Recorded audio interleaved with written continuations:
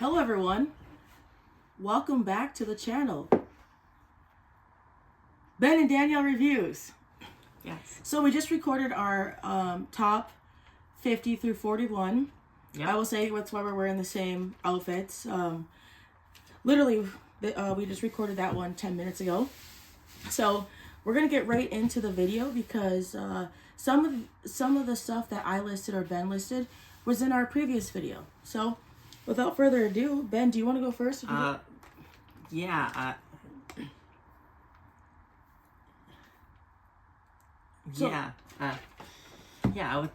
do have a question though.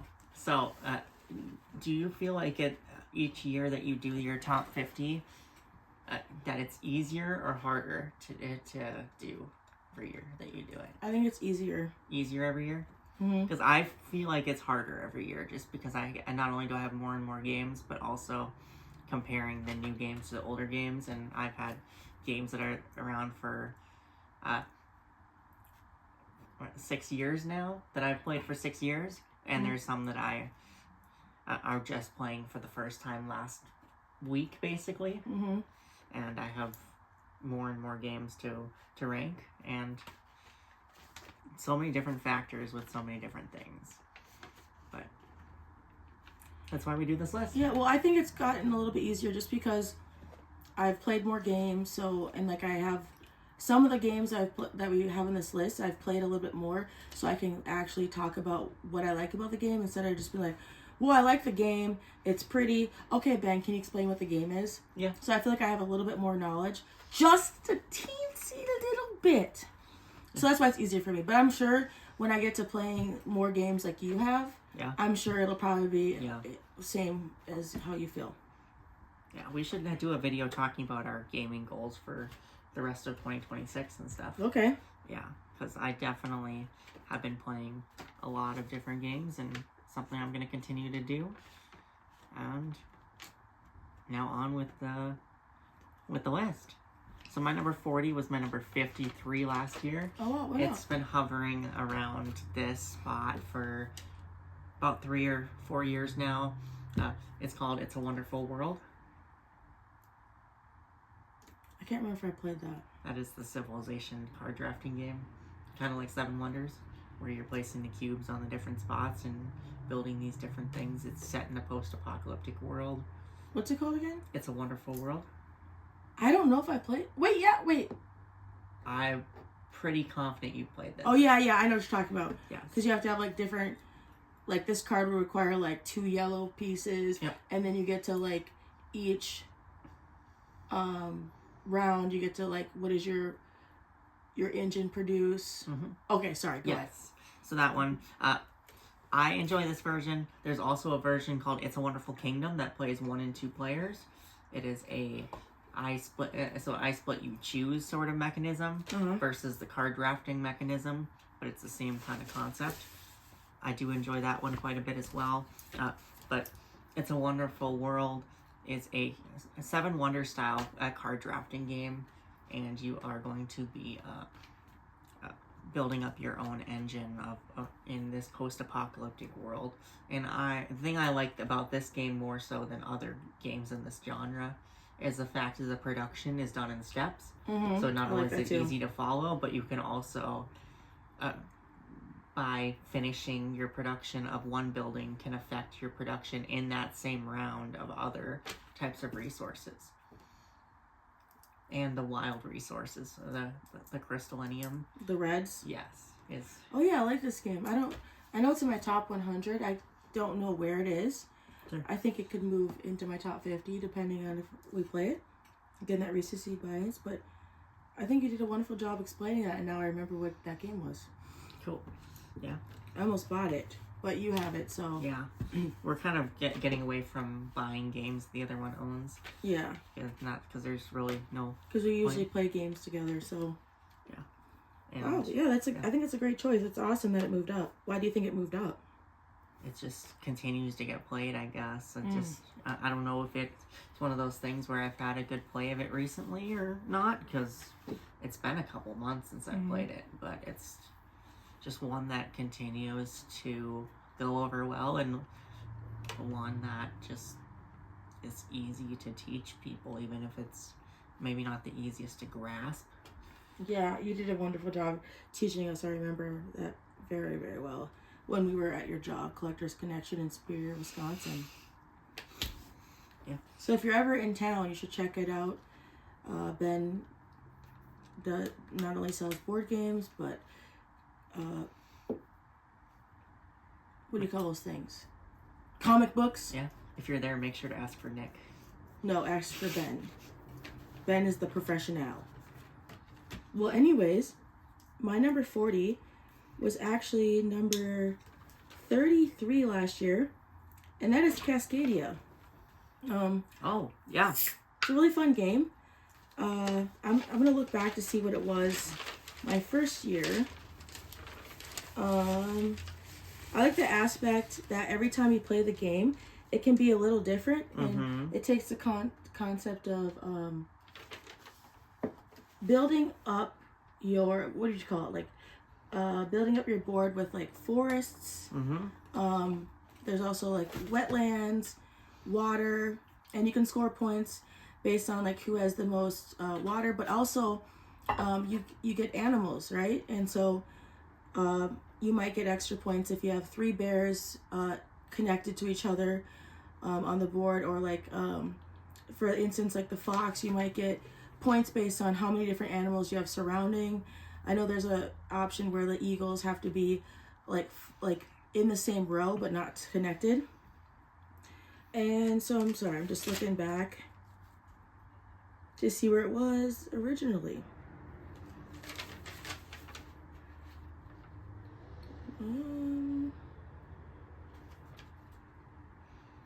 Did not say on your. Did I not write it down? Oh yeah, I was wondering for my top 2024. Oh, I don't know. Is it not in here? Where you have to find where it was at on the last one. No, I know it was 33 on the last one. Okay, then. Oh, then look at that one. Look at that one. It was 21 the first year. Okay. So it's holding semi-steady. Yeah. Yeah, it's one. So it was my number 66 this year. And it's one that it does continue to hit the table, and it's one that I have over the years gotten to know Randy, the designer of the game, and definitely, yeah, been enjoying that game there and getting to prototype stuff for him and things. So, yeah, buddy of mine that I've been, these games I enjoy, and the artwork is very beautiful in this game. Yes, definitely. Yeah. And I kind of like those games where there's like a nature theme to it, or animal theme. So you'll see that a little bit more when we get closer to my top 30 and above. Cool. Awesome. Yeah. What's your number 39? My number 39 was actually not on the list last year. Wow. And I don't know why. And it's not new to your... It's not new. Yeah. But it's one that is just... I've gotten played a few times this past year, and it just reminds me how much I enjoyed this game, and that's Aquatica. I think that's a difficult game. The strategy of it, maybe, but the game itself is not. It's all those symbols and stuff just totally throw me off, but it's fun. Once you played it once or twice, it's gonna make sense to you again. You'll pick it right back up if you play it once or twice. And I think that's one of the things that, it's a really good game, a very beautiful game. And I think that like the dual layer player board and you're pushing your cards up on that is very unique. And the card play of it, it's got that same sort of Concordia sort of card play system where you can play one card to do an ability. Or you can do the rest action to take back all your cards, and that's basically like a passing turn sort of thing. And more and more games are starting to use that mechanism, and I enjoy that in a lot of games. And Aquatica is just a pretty game that does that well as have like different objectives that you're trying to work towards. And I don't know why it didn't make my 100 last year. I have to look back to see what the historical data for that game is. That's in one of the other notebooks. But it's in my top 50 this year after not being in my top 100 last year. So nice. I don't know I can't really explain why, but it's just one that I enjoy. I think why some of these games that are like older have gone up is because we played so many new like some of the games that we played before we just don't enjoy as much, and so those get bumped off, and then these ones get bumped up. Or you play a new game that does something similar, and then you realize, oh, I just like this, how this game does it better than the new game does it. Exactly. Or it's the other way around, where a game I played does something similar, and it replaces another game. All right. Well, my number 39 is Gnome Hollow. It was number 6 last year. Wow, it was in your top 10 last year. Yeah, it dropped because I haven't played it in a while. It's fun, and I can't really remember all the mechanics, but I do like the aspect of it. Kind of reminds me of because you're trying to make circles, right? Rings, yep. Yeah, rings, and it kind of reminds me of that Carcassonne aspect. But you also want to collect different types of flowers, which give you points, and you actually this game was sent to you. Yeah. And we did a review on it, did we not? I did a review on it. Oh, you did a review. Yeah, and we did some plays of it and stuff. But yeah, I want to get it back to the table because it's been a while, and I think that's why it dropped down. Okay. But I like the gnome aspect and the ring aspect, and I feel like there's a lot of mechanics to the game that I really like. Yeah, this is one I've played without you a few times this year. Oh. And like Jamie and I have played it, and is it on BGA? It is on BGA.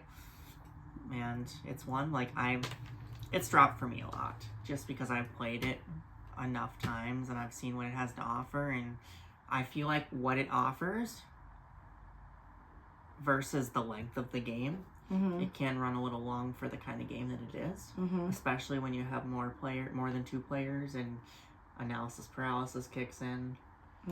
But, yes, it's in my top 200 or 300. But, wow. But, I enjoy it still, but it's one that if I don't own it anymore, I don't feel like I'm missing anything.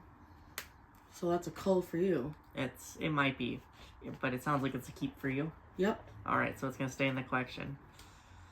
Alright, and that is Gnome Hollow by the Op. What's your 38 now? My number 38 is a new game for me, and I'm actually kind of sad because it's not very well known, and there's 0 distribution in the US for it. Do you own it? I do not own it, and I've reached out to the company for a copy of this game to no avail and no replies. Oh, what is it called? It's called Viva Katrina, where it's a tile placement game where you're building up your own personal market of sorts, and Day of the Dead festival, basically. I think you should. Can you tag them in our video? I can. I mean, Viva Katrina, you're drafting these tiles from this board here, and on a board of tiles, and you got these square tiles, and you're placing them kind of Carcassonne-like. Oh, cool. But everyone has their own personal one that they're making, and they are building up it's a Day of the Dead festival, basically. You're on these cards, there's different paths that merchants and I guess can walk around on. You got these different skull symbols that you're going to be matching, trying to get like symbols as well as different symbols to score points, and also trying to make a path of squares to add statues in the middle of these squares, and also having these different types of merchant stalls for people to buy things at. And it's a very light game where you're just building a path around creating this Day of the Dead festival to score the most points. And I think it's from Spain, I want to say. Say the name again. Viva Katrina. I guess it would make sense with Katrina with a C. Catrina. Yeah. Well, hopefully we can get a copy. Yeah, it's in my top 3 of the year. Wow. Yeah. Did you play it on? It's been all on BGA. I played it with some other content creators. I played it with Jamie a whole bunch. I probably played it a dozen times at this point.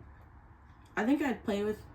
I think That's one that you would try. I would try, like I said in the last video, I prefer to play games in person. Yeah. But I would make an exception. I feel like if we play on BGA, yeah, I think we should play to get be at the same place so we can ask each other like questions, or so I can question you to death. I think this is one where you might not need to. Well, it's just because my screen on my phone is not that big, and I only use your iPad. Yeah. So I have a couple more games higher up from this year, but yeah, this is definitely one that you do want to use a larger screen. So we'll need to we need to get you that iPad soon. Yeah. Cool. Let's do that. But yeah, let's do that today. Maybe. Okay. We could. Well, oh, so my number 38 is Riverside. Oh, okay. It was 34 last year. Yes. Chili Fox. Yes, it's let's see what it was last year. So or the year before that. So it was 34. Before that it was number 4. And it's a roll and write. It's based on, what is it, a Norwegian cruise ship?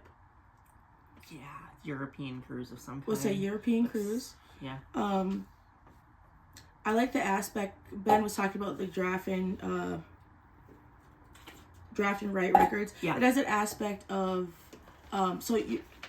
where like if you fulfill a ticket, it might be like, well, X out tickets or X out stuff on the there's 5 different colors.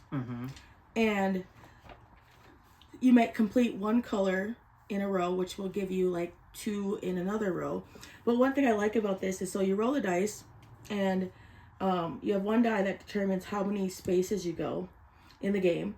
And there's these things called excursions. And what you do is you choose, like, say I want it, like whatever the medium number is, that lets you know that though anything lower than that is free.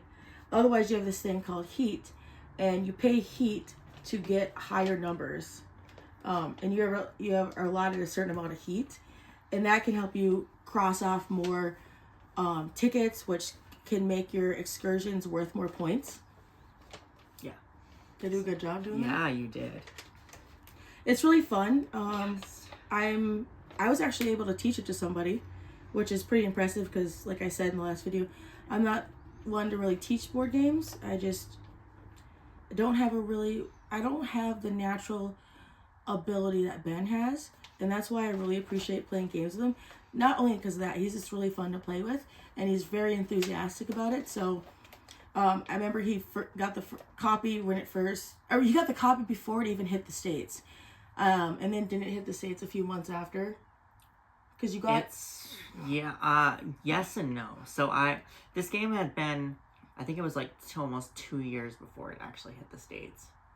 And it's one that was, But you got a copy from overseas. I think I got a copy from the U.S. I don't think so. Maybe not. This is like 2023, 2022. Maybe I did. Maybe I did import this game. Yeah, you did. I'm pretty sure. Because you said it was pricey, but it was worth it. And then you got it when it got released in the U.S., you got it at Collector's Connection. We got it at the shop, yeah. Yeah. Great game. Definitely something I would play. Yeah. I think it just dropped because I've played more games, and I mean, it didn't drop too much from last year, so yeah, that's good. Yeah, it's my 75. I'm glad it's still in your top 100. Yeah, so it's still really high for me as well. Considering you played 1,000 games. Yeah, this company, like these guys, they just don't miss. I guess they have 3 different companies that they have, and so they have Chili Fox, which makes this game. What's it called? Chili Fox Games. So they have like a game called Doodle Dash. They have that one Come Together, which we played. Yeah. Those are the same guys. And then they also have another company called Aporta, where they make games like Revive. Such a great game. Yeah, so that's the same guys. And and then they have a new one called Recall, and then they come together and they have a third company. Oh, that's funny. Then they come together, like, because the game comes together. Yeah, and then they have a third company. And I will say one thing I admire about Ben in these videos and just in general is he's really good about knowing who the publishers are and the designers. And that's something I'm not really good at. Like, what's the guy's name? Kernizia? What's his name? Reiner Knizia. Reiner Knizia. Yeah. Like, I know some games by him because we've played a lot recently too. Well, anyways, what was that? That was my 38. So we're on 37 for you? Yeah, I will say it doesn't hurt the fact that I like go to different conventions and I meet different designers and publishers and stuff, so I become more familiarized. Yeah. Mm-hmm. Yeah. All right, so my number 37 was 46 last year. Oh, went up. I don't know why. I mean, I definitely, I know it's because of the theme. Mm-hmm. It's this is one of my all-time favorite themes of anything. Mm-hmm. And this is a cooperative game, and it's one that's been on the list very highly since the game came out. Can I guess? Yeah. Marvel United? No. Oh. It's Horrified. No. Oh, we were going to play that. Yeah. The Universal Monsters. So I'm a fan of that campy Universal Monsters from the 30s and 40s. Those ones are like my go-to kind of horror movies of choice, and this game captures that theme very well into like a pandemic style game. Cool. I gotta play it with And you. it's pick up and deliver. You're picking up these different items, and you are going to be battling these universal monsters like Dracula, the Wolfman, Invisible Man, Frankenstein's monster, and the Bride of Frankenstein and such. Mummy. And each one has a specific way that you have to defeat them using these items. And then also, at the end of every player turn, there's going to be a monster turn where the monster's going to move around. You're also going to have, with this game, different characters from the movies that the monsters are trying to hunt down. And it's our job to protect them from the monsters. That kind of reminds me, I mean, I haven't played the game, but the way you're explaining it kind of reminds me of Marvel United, because, you know, you want to save the villains, you get to be superheroes. It also, when you're talking about, kind of reminds me of Unmatched. A little bit with, you're trying to defeat the competitive, yeah. Competitive, but you said it's a co-op, yeah. Competitive versus cooperative, but yes. Wow, I definitely want to play that. It's very good, and it's been on the list every year since it's been out. And which is one... that one was one of the ones where I bought. Very rarely, I don't buy games just blindly without knowing anything about the game. Generally, this is one because like I bought it, I saw it at Target. They had it early release at Target for some reason. And I picked up a copy of it because I was like, oh, this game looks really cool. I like the Universal Monsters, and you know, back at that time, they were still putting out some really not great IP-based games, so I took a chance on this one, and it became one of my favorite games. So sometimes it's okay to judge a book by its cover. That was 37 for you, right? Number 37, yes. And it went up from 46. What? That's good. Yeah. Definitely want to play that with you. So, my number 37 is Biome, and it was number 19 last year. Yeah. And I think it went down a little bit just because we hadn't played it. But we just played it a few weeks ago. But I had made this list before we played it again. Now, again, so I talked about how I like the animal theme. So Biome is a game where you're trying to you're placing animals, right? Placing animals on a board. Yep. And trees. And one of the concepts of the game is having babies. So you get little cute little nests. Yep. But you have to have a tree next to an animal. Yes. And it has to be in the right environment. So there's like a environment that's more, would you say, wetland environment. And some of the animals can be either in a wetland or in a forest land. It's like on a board. It almost kind of reminds me of Wingspan, except instead of it being horizontal, the columns are, or the horizontal, I mean, it's horizontal for Wingspan as far as the environment. And this one, the environment is based off of columns. And there's 5 phases to the game. So you get to choose cards and place them. Then you also get to hatch babies if you have the ability to do so. Then you have to feed your babies, and you have to collect food to do that. And you get points for every baby you feed. But then your other opponent, if they have a predator animal in that environment, can actually eat your babies, and they get points for that, and then you lose your babies and you won't get points. But you also lose your babies if you don't feed them too. I think this is one of the, like, the deluxe version of this game is one of the best productions of any board game. You play the deluxe? That's the version we have as the deluxe version. Oh, I was thinking dual for some reason. Deluxe version. Yeah. Where the upgraded pieces and stuff. I like it. Yeah. Actually, so I need to play this game more. Last year it was my number 37. What is it now? Is it on your list in the 50s? Or top 50? Yes, it is on the list. But on the list, top 50? Yeah. Okay, good. I can't wait to hear what you have to say about it. Right. So my number 36 is one that you mentioned before. It was my number 28 last year. Okay. And it will be a crossover with you later on. Okay. And that's Wonderland's War. What was it last year? 28. And it's 36? 36. Okay, at least it made your top 50. So yeah, it's impressive out of 1,000. So, as I go down my list of the top 30 something, like my top 20s are like your top 10s basically, sort of. Okay, thing. so yeah, just because there's so many games. So if I like this is an accurate spot for it. Okay. I think. Fair. At least for me. And the games I play in my tasting games. Mm-hmm. So Wonderland's War is, if you want to play Alice in Wonderland, mm-hmm. like a dark Alice in Wonderland, mm-hmm. in a box, the Wonderland's War is it. And it's got some cool bag building aspects, like if you like Quaxaquedlinburg sort of stuff, and you like area control games like Blood Rage. This is the kind of the they sweet had a baby. spot, of that. It also kind of reminds me of with like the bag pulling out thing, the Orleans. Yep. Yeah, and I do think that like this one has, so you're playing 3 rounds, but each one has 2 phases, which is the Tea Party phase. Yep. And then the other phase where you are going to be vying for area control, and so the first phase is where you build up your bag, and then the second phase is where you actually fight it out in these different areas and rolling dice and stuff to fight, and it's gonna be higher up on my list, so yeah. I will save my comments, my further or like my more for another video. But it's a great game. I will say, I highly recommend, if you do get the game, to get was it the deluxe version you got? Yeah, with the upgraded pieces. The poker chips. Yeah, it's a little pricey, but it's definitely worth it. A little pricey. It's worth it if someone else buys it for you. Yeah. I got it it was for my was it my 32nd birthday? Something like that, yeah. Oh God, I'm 33, so yeah. It's a fun game. Yeah. But so that was your number 36, right?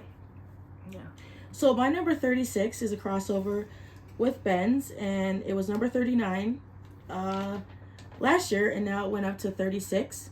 And that is Draft and Write Records. Okay. I don't know why it went up, or I guess it kind of stayed in the same area, but I'm not going to say too much about it because Ben did a wonderful job explaining it. But it does remind me of when I said about Riverside, and I'm really liking these draft and these games where you have your own sheet and you can mark off different things, and I like the whole theme about being a rock star. And you're a big Roll and Write fan. Yeah, I'm a big Roll and Write. But yeah, that's all I want to say about it. It's something I don't mind bringing to the table again. Cool. Yeah. That is a great choice. Mm-hmm. All right, my 35 now? Yep. All right, keeping with the Roll and Write theme, this might be my, is it my second highest Roll and Write? Possibly. Mm-hmm.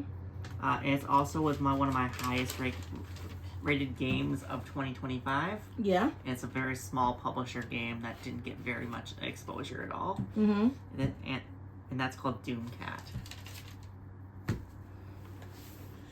Sharita's not a big fan of this game, but this is a game where you have your little pentagram boards, and you are going to be playing as sort of like witches, and creating like different like sigils and things on this board, drawing lines to create like your pentagram things, and then you have a cat that's going to knock over candles on your board. You're connecting different candles with lines, and cat's going to knock them over to restrict your choices per round, and you have goals that you're trying to accomplish.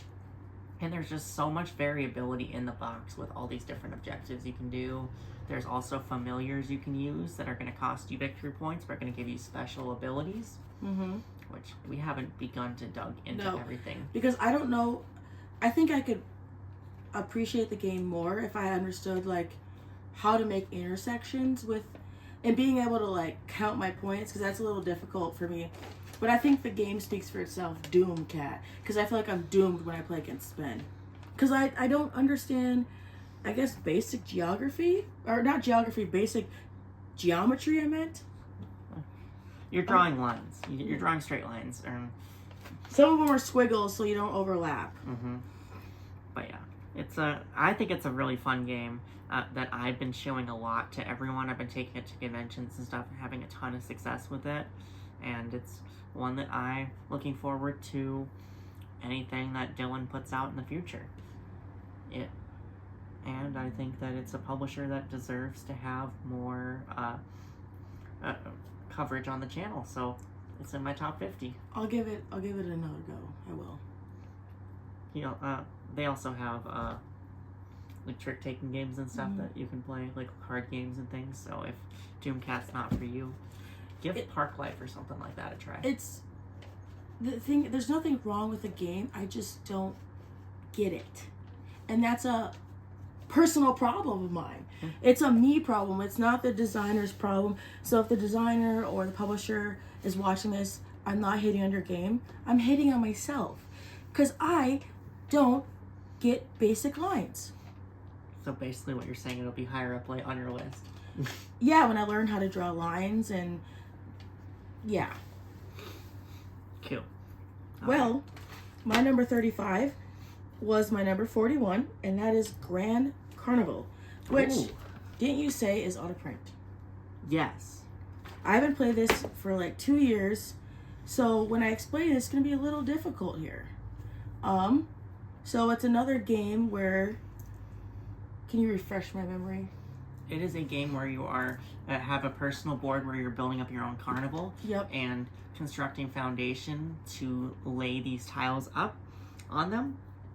And you're going to place these different types of carnival attractions and rides and games and stuff, and attract more patrons and move those patrons along to ultimately get them to the big top, which is the like circus. An umbrella, right? Yep, it's the tent. Oh, the tent. Yes. And I really enjoyed it. You showed it to, I don't think you played it with us, but you showed us how to play it. Yep. I'd like to play it again. I like the theme. I don't know if you noticed throughout these videos, is I really do like the games where you're placing tiles. Like My City. Obviously, I like this game more than My City. We talked about like a little bit like Carcassonne, which is not necessarily blocks that you're, placing, or it's like New York Zoo a little bit. So I'm starting to appreciate those games more. Cool. So yeah, that was my number 35. And what do you think of the art style of this game? Like this old-timey cartoony art. I think it's cool. Yeah. Doesn't turn you off from it at all? No. I agree. So it's my number 59 this year. It was also my number 59 last year. Oh, that's good. So it's holding steady where it's at, despite not getting a ton of plays. Like it gets played once or twice a year for me, but it's still in my top 100. So it's got to say something about it, right? Yep. All right. So my number 34 has gone up a few spots actually from 47, and it's one that it just gets a ton of play, or it's been over the years. It's gotten a ton of play. What is it? Crokinole. Oh, that's a fun game. Yeah, Crokinole is a dexterity flicking game where you have these little like, circular buttons and you're flicking them, trying to get it within the center ring and knock your opponent's pieces off to score points.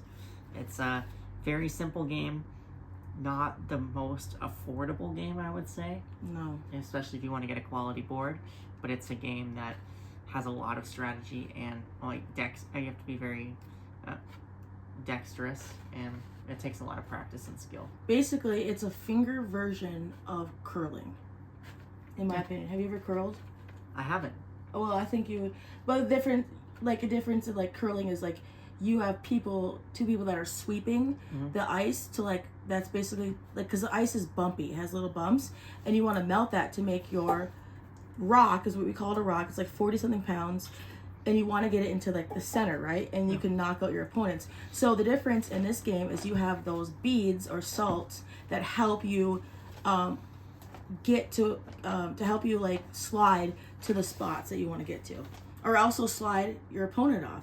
So I would definitely say finger version of curling, and I like it. It didn't make my top 50, I think, just because I think of Crokinole as, I don't really think of it as like a board game. It's definitely fun, and I really like it, and I would play it a lot. But I think when I think of board game, I think it's something I take out of a box, and that's just probably very ignorant of me. Yeah. That's all right. But yeah, it's good. I enjoy it nonetheless. No, I do enjoy it. Even if you're No, I really do enjoy it. Yeah. We played it at the convention. Yeah. Played it at the shop multiple times. It's definitely something I would play. I just was kind of, when you played it at Duluth's Best Bread, I was kind of PO'd about it because they picked the game for you to play, and it's like very, very expensive, and like Ben has spent a few $100s on the boards, and so transporting them is not. We got it done though. Yeah, you did, without any damage, thankfully. Yep. Well, yeah, that was your number 34. 34. All right, so my number 34, actually I cut it in half. It was number 17 last year, and that's Gnar. And I think it just dropped because I haven't played it in a while. I don't even know how to explain the game, but I like the aspect of, let me think. I'm trying to channel my inner brain, picturing it. We have helmets in the game. We're trying to help a sister out, please. You're building out your own clan of Vikings and going on these voyages to score victory points. And you are building your engine of your crew of Vikings, and you are going to be spending those on voyages, and when they go on voyages, they don't make it back a lot of times, and that will help you get victory points. And you are trying to balance, trying to build up your engine of Vikings, as well as trying to go on these voyages and spending them. When you place a Viking of a certain type, you're going to activate all the Vikings that you have and get those effects. So you can score. There's many ways to score points and win the game. Yes. By either having affinity to all of them, by going on these voyages, by having these bracelets that you can turn in to get special abilities. You can have the most reputation and just start getting it. Because you're so reputable, you just automatically get victory points every round. It was a little difficult to learn how to play, but I remember we played it at Perkins and I really enjoyed it. It's definitely something I would need a little bit of a refresher if we played it again. It's definitely one of those games that has it's not hard to learn, but it has a lot of depth for the size of the box that it's in. So, question for you: did it make your list? I may or may not talk about it later. Like later as in your top 50? I may or may not talk about it later. Okay, so it's okay. Gotcha. All right, what's your number 33? My number 33 was 24 last year. Mm-hmm. It is a small card game where you're building up your own grid of 9 cards. Okay. It's called Castle Combo. Oh, I think I played that with you online, but I didn't know what the heck I was doing. Yeah, so Castle Combo is this cool game where you're building up your own grid of 9 characters within your own castle, basically. And each one scores points different way, and each one wants to have be located. They'll either want to be located in a certain spot within the grid, or they will want to be adjacent to certain colors, or they will want to be having coins on them because they're greedy and they want to have a bunch of coins associated with them, and such. And there's many ways to score with them, and some of them are just racist and don't like to have purples or don't like to have blues in their castle with them. Would you say colorist? Yeah, colorist is fine. I'd play it with you, but I prefer to play it in person. Yeah, it's a good little game. It's one that, like, this company likes to put out games in Europe first and then they bring them to the US like a year or so later. This is one that I got to play online for a while first before I got a physical copy, and it's nice. Yeah, it's a good game, and there's a new mini expansion out that's pretty decent as well. All right, well, my number 33 was in the last video for Ben. It's Pandemic Iberia. Like I think I said that, this was the first Pandemic game I played, and I really enjoyed it more than the base game, and I'm excited to play Pandemic Legacy, and maybe, like Ben said, it might the Legacy game might, be higher up in my list in the future. Yeah, I don't want to say much because we already talked about it. That's all right. All right.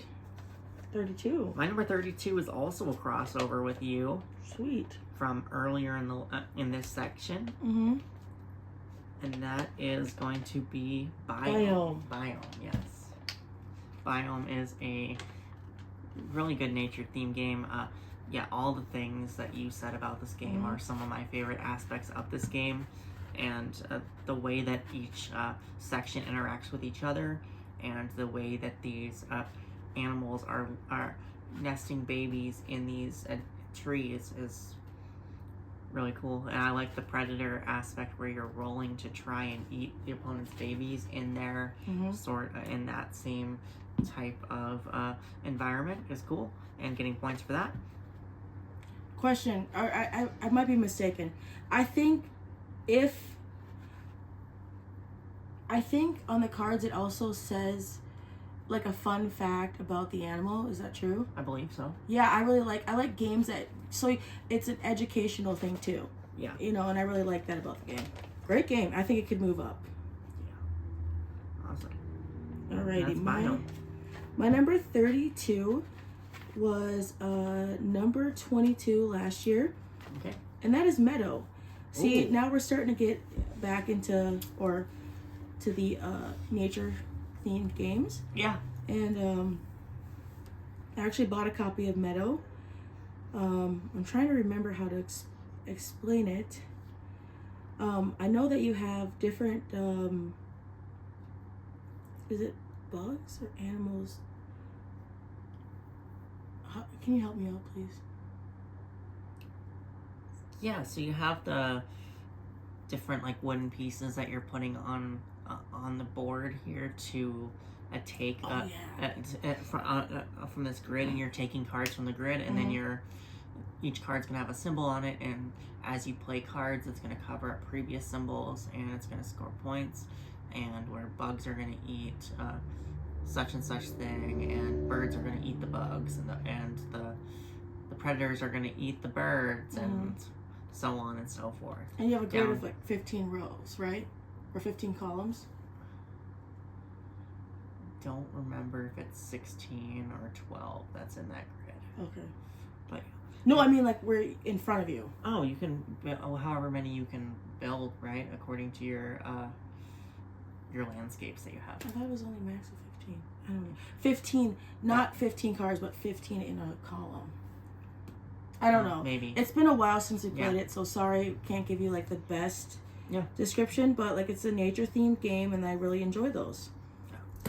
I think what caused us to fall out of my 100 this year, or the last couple of years, is the fact of the analysis paralysis.